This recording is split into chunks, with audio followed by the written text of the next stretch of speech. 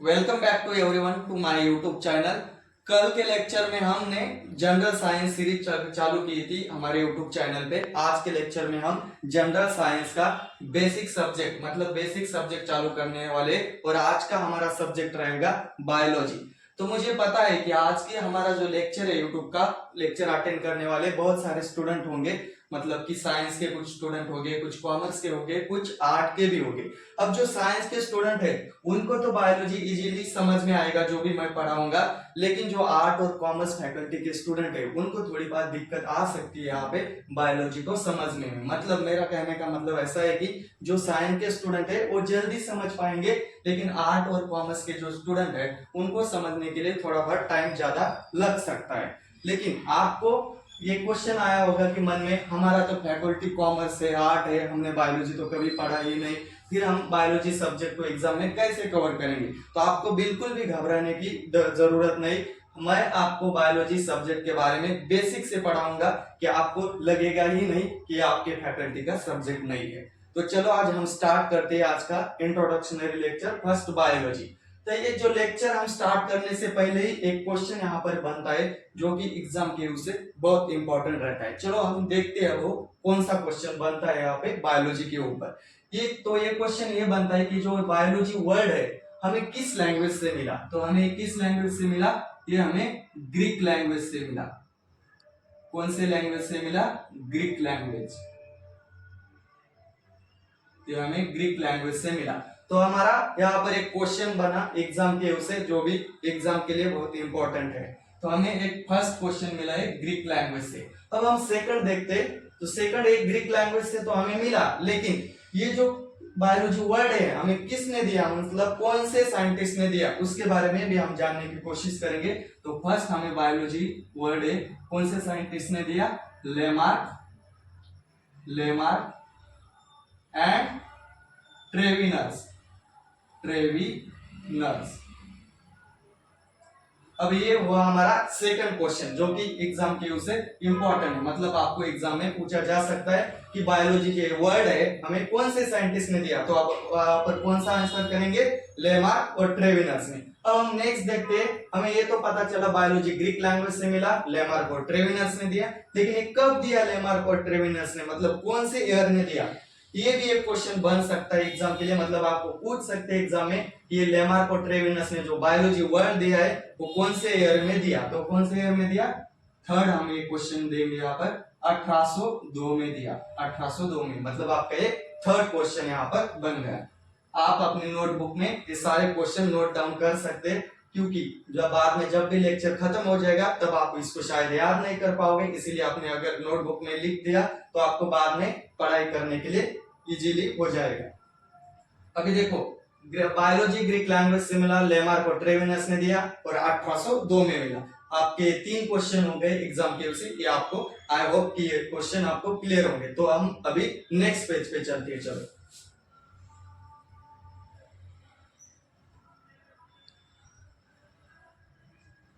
अब हम बायोलॉजी के बारे में जानने की कोशिश करेंगे। अब ये जो बायोलॉजी वर्ड है, फर्स्ट हम बायोलॉजी वर्ड को ब्रेक डाउन करते हैं। फर्स्ट हम बायोलॉजी वर्ड को ब्रेक डाउन करेंगे। बायोलॉजी। अब हम बायोलॉजी वर्ड को सपोज ब्रेक डाउन किया, तो यहां से हम ब्रेक डाउन करने की कोशिश करते हैं। तो बायोलॉजी वर्ड को ब्रेक डाउन करने के बाद यहां हमें 2 वर्ड मिलते हैं सेपरेट। फर्स्ट वर्ड मिलता है हमें बायो, एंड सेकंड कौन सा? लॉजी। Second logy.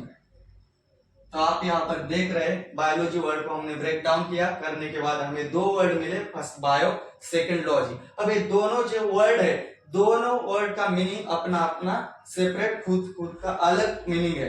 तो बायो का मतलब पहले हम जानने की कोशिश करते हैं। तो बायो का मतलब क्या होगा? यहाँ पर लिविंग होगा। बायो का मतलब होगा लिविंग। और लॉजी का मतलब क्या होगा? लॉजी का मतलब होगा टू स्टडी। आप यहाँ पर देखो, अभी जो बायोलॉजी को ब्रेक डाउन करने के बाद बायो और लॉजी मिला, और बायो का मतलब हुआ लिविंग, लॉजी का मतलब हुआ टू स्टडी। मतलब हम इसके हिसाब से बायोलॉजी को क्या कह सकते हैं? The study of living organisms, the study of living beings. चलो, तो बायोलॉजी का मीनिंग क्या हुआ? The study of the study of living beings.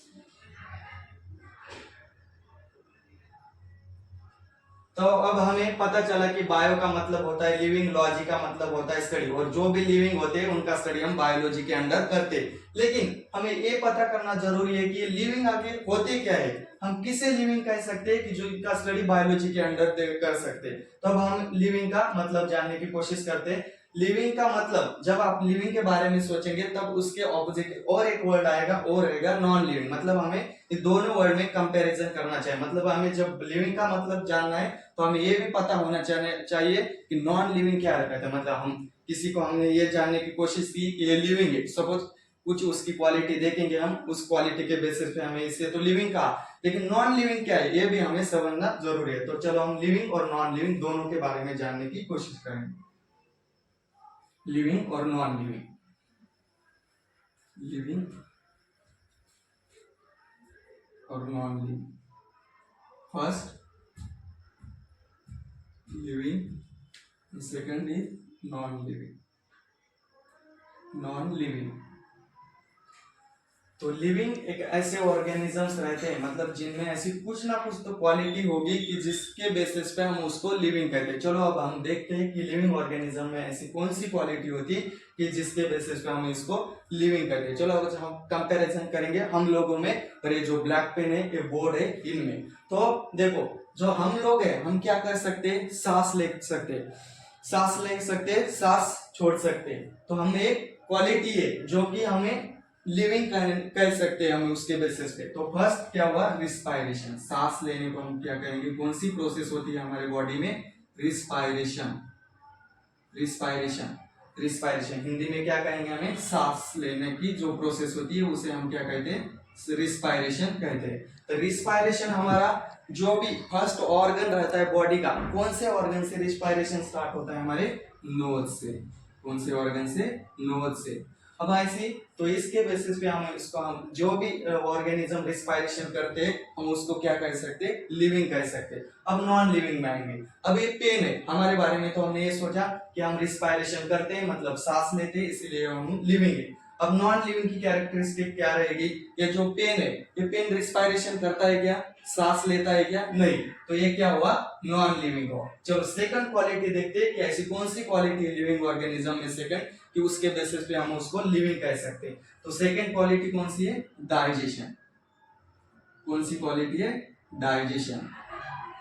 अब देखो हमें जीवित रहने के लिए हम क्या कंज्यूम करते, फूड कंज्यूम करते। अगर हम फूड कंज्यूम करेंगे तो वो फूड हम कहाँ से कंज्यूम करेंगे, माउथ से कंज्यूम करेंगे। तो हमारा फर्स्ट डाइजेशन कहाँ से स्टार्ट होगा, हमारे माउथ में हमारा डाइजेशन स्टार्ट होगा। माउथ में डाइजेशन स्टार्ट होने के बाद हमारे बॉडी में डिफरेंट टाइप्स ऑफ ऑर्गन है जो कि हमारा अपना काम अपने टाइम पे करते हैं, और हमारा जो फूड हम कंज्यूम करते हैं वो फूड डाइजेस्ट करने की, पूरा डाइजेस्ट करने की कोशिश करती है। फिर भी कुछ फूड क्या होता है, डाइजेस्ट हो नहीं पाता, तो उसको क्या किया जाता है, एक्सक्रिएट कर किया जाता है। तो उसको हम बाद में समझेंगे, पहले डाइजेशन समझते।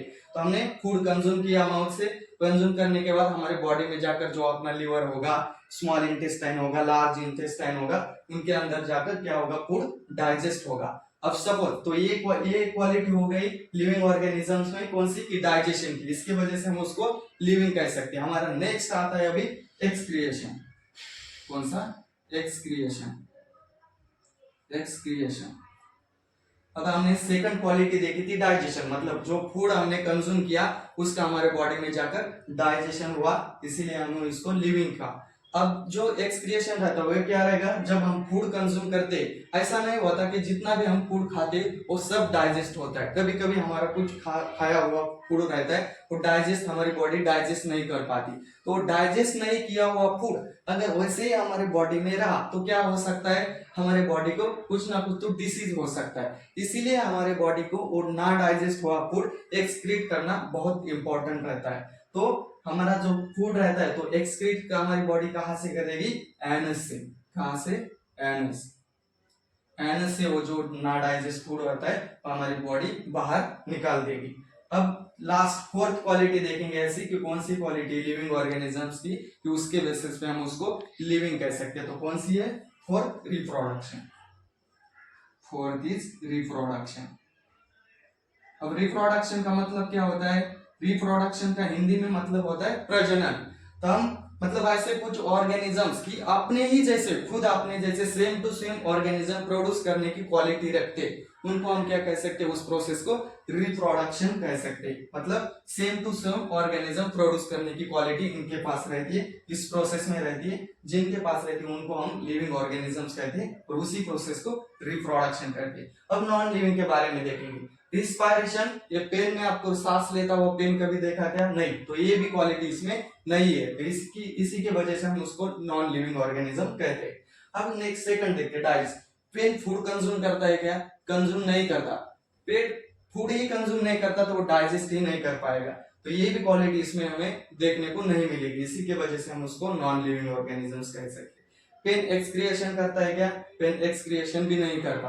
पेन रिप्रोडक्शन करता है क्या? मतलब एक पेन से दूसरा पेन से तीसरा पेन, ऐसा कुछ बनता हुआ आपने कभी देखा है क्या? नहीं, आपने कभी ही देखा नहीं होगा, तो ये भी क्वालिटी पेन में नहीं रहेगी, इसीलिए हम उसको नॉन लिविंग ऑर्गेनिजम्स कहेंगे। आई होप कि आपको ये सब क्लियर हुआ होगा कि लिविंग क्या रहता है, नॉन लिविंग क्या रहता है, किसको हम लिविंग कहते हैं, मतलब ऐसी कौन सी क्वालिटी होती है उस ऑर्गेनिजम्स की जिस क्वालिटी के बेसिस पे हम उसको लिविंग कह सकते हैं। चलो अब हम नेक्स्ट देखेंगे बायोलॉजी की कुछ ब्रांचेस के बारे में। बायोलॉजी की कुछ ब्रांचेस के बारे में अब जानने की कोशिश करेंगे, जो कि एग्जाम के से बहुत इंपॉर्टेंट रहती है।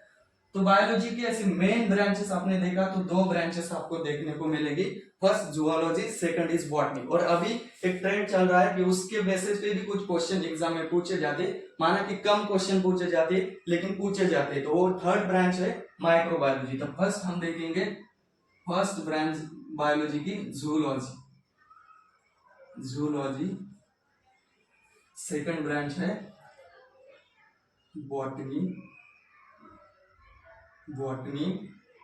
और हमारी थर्ड ब्रांच है माइक्रोबायोलॉजी, माइक्रोबायोलॉजी। अब हम इस तीनों ब्रांचेस के बारे में बेसिक से जानने की कोशिश करेंगे। तो जूलॉजी क्या होता है? जूलॉजी एक बायोलॉजी की ब्रांच है। तो जूलॉजी में हम किसका स्टडी करते हैं? एनिमल का। तो हम इसको जूलॉजी को क्या कह सकते हैं? The study of animal, the study of animal, the study of animal.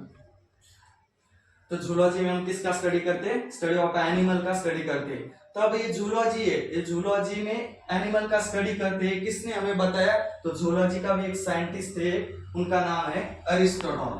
क्या नाम है इनका? Aristotle, Aristotle. आप ये क्वेश्चन, आपको एग्जाम में क्वेश्चन पूछा जा सकता है कि जूलॉजी का स्टडी किसने किया था?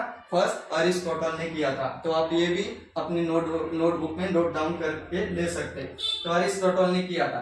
तो अरिस्टोटल तो जूलॉजी का फादर भी, इनको ही जूलॉजी के फादर भी कहा जाता है, मतलब फादर ऑफ जूलॉजी किसको कहते हैं? अरिस्टोटल को। अब एक क्वेश्चन बनता है यहाँ पे कि अरिस्टोटल को ही क्यों जूलॉजी के फादर कहते हैं? अरिस्टोटल को ही क्यों जूलॉजी के फादर कहते हैं? क्योंकि अरिस्टोटल ने जूलॉजी पर एक बुक लिखी थी, उस बुक का नाम था the Historia of, the Historia, the Historia of Animalia, Animalia, the Historia of Animalia.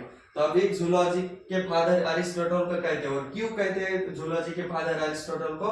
क्योंकि अरिस्टोटल ने जितने भी सारे एनिमल्स हैं, मतलब जूलॉजी में एनिमल का स्टडी किया जाता है, तो जितने भी सारे एनिमल्स है इनकी बाहरी अंग का स्टडी, मतलब उनके फिजियोलॉजी का जितना भी स्टडी है वो अरिस्टोटल ने करके उनकी बुक जो है Historia, the Historia of Animalia, इनमें उन्होंने एनिमल के बारे में सब कुछ इंफॉर्मेशन दे दी थी, इसीलिए उनको फादर ऑफ जूलॉजी कहते हैं। अब हम सेकंड बॉटनी पे जाते हैं। जैसे कि जूलॉजी के फादर है अरिस्टोटल, तो हम अरिस्टोटल, तो बॉटनी के फादर कौन है और बॉटनी के अंदर किसका स्टडी करते हैं, एक भी देखने की, जानने की कोशिश करेंगे। तो बॉटनी के अंदर हम किसका स्टडी करेंगे? प्लांट्स का। तो हम बॉटनी को क्या कह सकते हैं? The study of, the study of plants, the study of plants. मतलब जितने भी सारे प्लांट्स हो गए उनका स्टडी हम किसके अंदर करेंगे, बायोलॉजी के बॉटनी ब्रांच के अंदर हम प्लांट का स्टडी करेंगे। अब बॉटनी के फादर मतलब जो भी प्लांट्स है उनका स्टडी बॉटनी के अंदर किसने किया, तो एक बॉटनी के भी साइंटिस्ट थे, उनको बॉटनी के फादर कहलाते हो, उनका नाम है थियोफ्रेस्टस।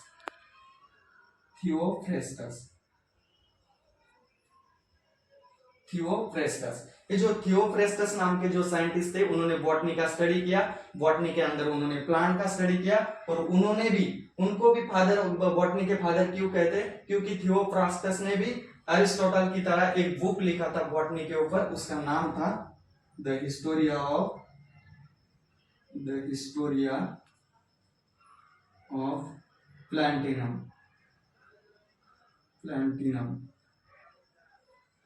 जो थियोफ्रेस्टस ने बुक लिखी थी बॉटनी के ऊपर, द हिस्टोरी ऑफ प्लांटिनम, इन्होंने जो भी प्लांट है, जितने भी सारे प्लांट है, उनके मार्फोलॉजी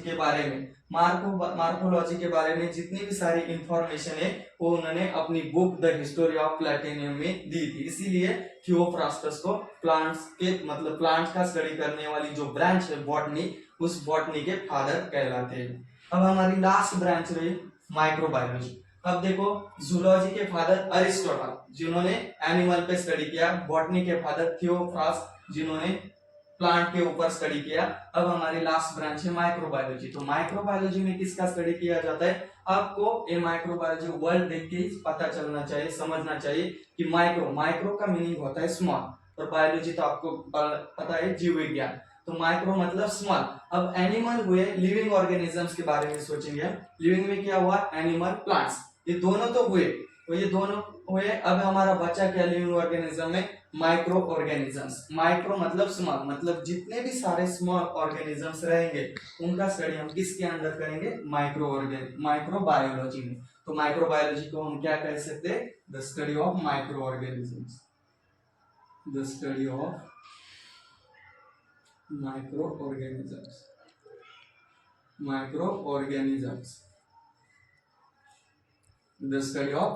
ऑर्गेनिजम्स। अब यहाँ पर देखो, सबको ये पता चला होगा कि एनिमल किसे कहते हैं, ये तो सबको पता है, प्लांट किसे कहते हैं ये भी सबको पता है, लेकिन साइंस के स्टूडेंट को तो ये भी पता होगा कि माइक्रो ऑर्गेनिजम्स किसे कहते हैं, मतलब जो बायोलॉजी फैकल्टी के स्टूडेंट है। बट कुछ कॉमर्स के स्टूडेंट हो गए, आर्ट के स्टूडेंट है, शायद उनको पता नहीं होगा कि माइक्रो ऑर्गेनिजम्स में कौन से ऑर्गेनिज्म आते हैं। तो माइक्रो ऑर्गेनिजम्स में कौन से ऑर्गेनिज्म आएंगे, आपके फंगस आएगा, बैक्टीरिया आएगा, वायरसेस आएंगे, और प्रोटोजोआ। कौन सा, फंगस, बैक्टीरिया, प्रोटोजोआ और वायरसेस। अभी देखो, ये इतने स्मॉल रहते, ये जो ऑर्गेनिजम्स रहते हैं इतने स्मॉल रहते हैं कि आपको इस ऑर्गेनिज्म, इन ऑर्गेनिजम्स को नेकेड आई देख ही नहीं सकते। तो आपको इनको देखने के लिए बायोलॉजी का एक इंस्ट्रूमेंट रहता है, उसकी हेल्प से ही आप इसको देख सकते हैं। उस इंस्ट्रूमेंट का नाम है माइक्रोस्कोप।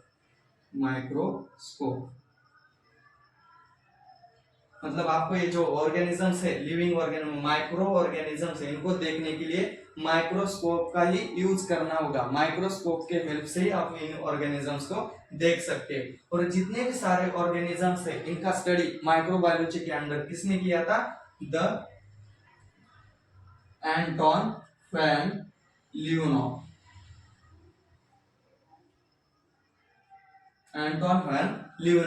मतलब इसीलिए द एंटोन वैन लियोनॉव को ही फादर ऑफ माइक्रोबायोलॉजी कहा जाता है।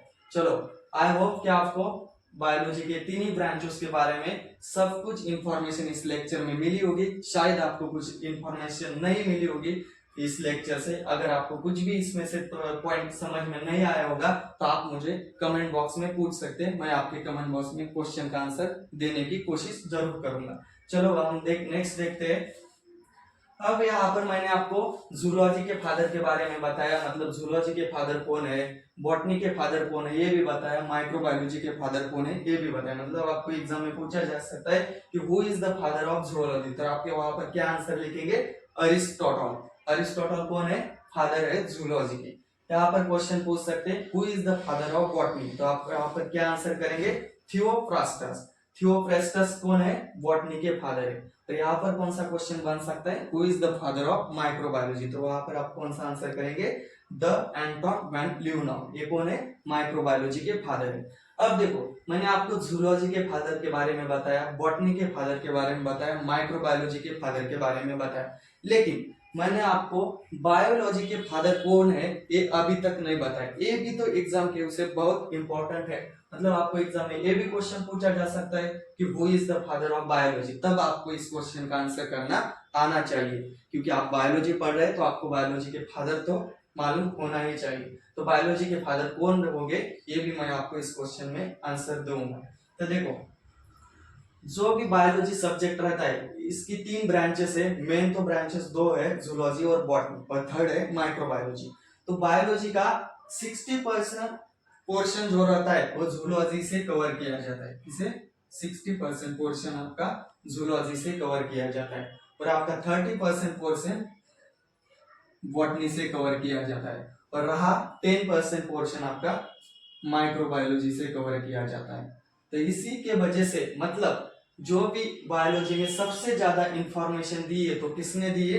अरिस्टोटल ने दी है। मतलब जूलॉजी के बारे में किसने स्टडी किया था? अरिस्टोटल ने किया था। मतलब 60% पोर्शन बायोलॉजी में जूलॉजी का होगा, 30% बॉटनी का, और 10% ओनली माइक्रोबायोलॉजी का। तो इसीलिए अरिस्टोटल को ही फादर ऑफ बायोलॉजी कहते हैं। किसने कहते हैं? अरिस्टोटल। अरिस्टोटल को ही फादर ऑफ बायोलॉजी कहते हैं। आई होप आपको ये क्लियर हुआ होगा कि बायोलॉजी के फादर कौन है, जूलॉजी के फादर कौन है, बॉटनी के फादर हो गए, माइक्रोबायोलॉजी के फादर कौन है। तो आज हमने आज के सीरीज में क्या देखा? Introduction of biology. तो फर्स्ट हमने ये देखा कि बायोलॉजी जो वर्ड है हमें किस लैंग्वेज से मिला। सेकंड ये देखा कि जो बायोलॉजी वर्ड है हमें कौन से साइंटिस्ट ने दिया। उसके बाद कौन से साइंटिस्ट ने किस ईयर में, कौन से ईयर में हमें बायोलॉजी वर्ड दिया। उसके बाद हमने बायोलॉजी का मतलब क्या होता है ये भी जानने की कोशिश की। मतलब लिविंग ऑर्गेनिजम्स और नॉन लिविंग ऑर्गेनिजम्स के बारे में भी जाना, और उसके बाद हमने बायोलॉजी की कुछ ब्रांचेस के बारे में जाना, उनके फादर कौन है, और उनको ही बायोलॉजी के उन ब्रांचेस के फादर क्यों कह रहे थे ये भी हमने जानने की कोशिश की। आई होप कि आपको आज के लेक्चर में जो भी हुआ वो बेसिक्स है समझ में आया होगा। अगर आपको कुछ भी नहीं समझ में आया होगा, कुछ भी आपको दिक्कत होगी कहीं पे भी, कौन से भी कंसेप्ट में आज के लेक्चर के, तो आप मुझे कमेंट बॉक्स में पूछ सकते। मैं आपको कमेंट बॉक्स में उस क्वेश्चन का आंसर देने की कोशिश करूंगा। आज के लेक्चर के लिए थैंक यू। अब हमारे नेक्स्ट लेक्चर में हम देखेंगे सेल के बारे में, सेल की बेसिक इंफॉर्मेशन। मतलब हमारा नेक्स्ट टॉपिक होगा नेक्स्ट लेक्चर का सेल। तब तक थैंक यू, धन्यवाद, बाय।